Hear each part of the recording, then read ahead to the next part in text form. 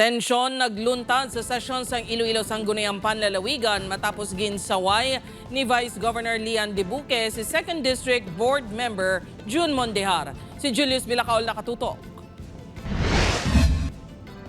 But this is something that should be decided by the madam and the presiding officer. And it will be decided by the body, but why are you very hard-headed to insist it now when you could do it later sa unassigned business? So we will let the I will body not decide. prohibit you. You are out of order, sit down.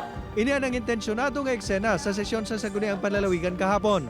Iniyan nagluntad samtang nagabasa sang committee report ang chairperson sa Committee on Infrastructure nga si board member Rolando Distura sa ila inquiry nga ginpatigayon sa masobra 90 million pesos nga slope protection project sa Alimudian, Iloilo.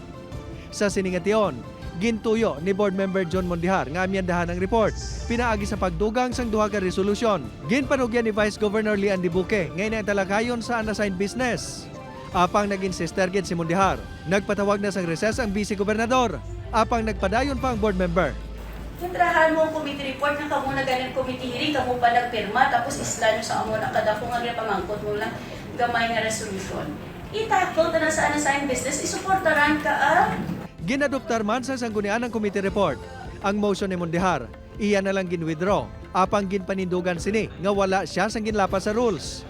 Sa pihak sa natabo, hindi man kuno ini agrabyado. Nga chimpo gida nga